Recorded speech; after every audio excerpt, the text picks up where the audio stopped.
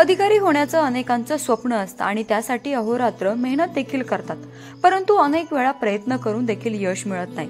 त्यामुळे काही जण खचून जातात, तर काही जण स्वप्नपूर्तीसाठी चालत आलेली वाट अर्धवट सोडून देतात, तर काही जण आपली वेगळी वाट धरत त्यामध्ये यशस्वी देखील होतात।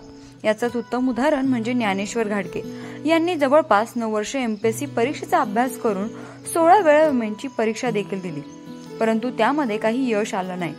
मग ज्ञानेश्वर यांनी मागील 2 वर्षांमध्ये आपल्या हॉस्टेलच्या व्यवसायाला सुरुवात केली। आता त्यांनी जवळपास 7 हॉस्टेल सुरू केले आहेत। तर त्यांचा हा इथपर्यंतचा प्रवास नेमका कसा झाला हे आपण त्यांच्याकडूनच जाणून घेऊयात। ज्ञानेश्वर मारुती घाडगे, मी सोलापूर जिल्ह्यातील मोहोळ तालुक्यातील 4 ते 5 हजार लोकसंख्या असलेल्या वाळुजदेगाव गाव या गावातून मी पुण्यामध्ये 2012 ला स्थायिक झालो। त्यानंतर मी प्रथमतः आल्यानंतर मी एमपीएससी करत होतो। एमपीएससीच्या मी 15 ते 16 मेन्स दिल्या। त्यानंतर मी 2022 मध्ये तिथं अपयशी आल्यामुळे मी प्रथम एसपी कॉलेज जवळ संचिता गर्ल्स हॉस्टेल नावाने शाखा उभारली, पहिली शाखा उभारली। त्यावेळेस मी खूप घाबरलेलो होतो, कारण का तर माझी परिस्थिती नव्हती, आर्थिक परिस्थिती बेताची होती। आणि त्यानंतर मी अपयश आलं मला, कारण सुरुवातीला मी हॉटेल टाकलं होतं, हॉटेलमध्ये पण अपयश आलं एमपीएससी करत असतानाच।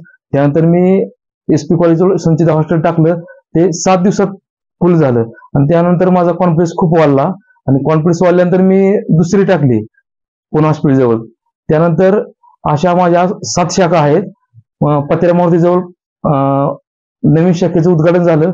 माझ्याकडे टोटल 200 मुली आहेत। मग मी विचार केला की ज्या ग्रामीण भागात मुली येतात, मग त्यांची इथं गैरसोय होती, मग मी सर्व फॅसिलिटी दिल्या त्यांना कमी पैशामध्ये, आणि ज्यांची परिस्थिती गरीब आहे त्यांना मी सवलत पण देत गेलो की बाबा मी पण त्याच परिस्थितीने आलोय।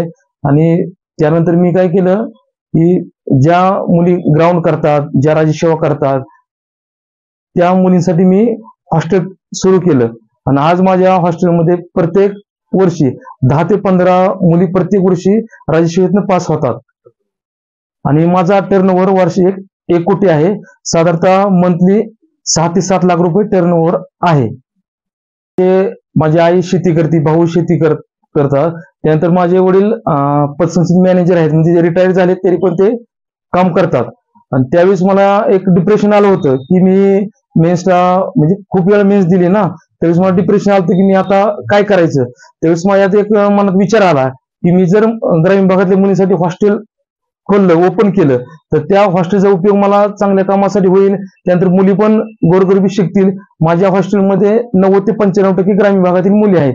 आज मी 200 मुलींचं हॉस्टेल चालवतो। टोटल 7 गर्ल्स हॉस्टेल आहे, आणि ते एकदम यशस्वीरित्या मी चालवत आहे। मी ज्यावेळेस पहिलं हॉस्टेल टाकलं त्यावेळेस मी 5 ते 6 लाख रुपये इन्व्हेस्टमेंट केली, आणि त्यावेळेस मला मित्र कंपनीने पैसे दिले। म्हणजे माझे जे तरुण आहेत त्यांना मी एकच गोष्ट सांगतो की जे अभ्यास करतात, समजा आपण जर यशस्वी होत नसेल तर मी सगळ्यांना एवढंच सांगतो की तुम्ही जिद्द, मेहनत, चिकाटी हा त्रिसूत्री तुम्ही राबवा, आणि स्वतः तुम्ही ह्या 3 सूत्राचा वापर केला तर तुम्ही नक्कीच यशस्वी व्हाल। आपण पाहिलं की पुण्यातील सदाशिवपेठ, नारायणपेठ आणि नवी पेठ या ठिकाणी त्यांचे 7 हॉस्टेल्स आहेत। या व्यवसायाच्या माध्यमातून ते महिन्याला 7 ते 8 लाख रुपयापर्यंतचा नफा देखील मिळवतात। तर कुठलंही असलं तर त्यामध्ये प्रामाणिकपणे प्रयत्न केले तर यश हे नक्कीच मिळतं। प्राची केदारी, लोकल 18, पुणे।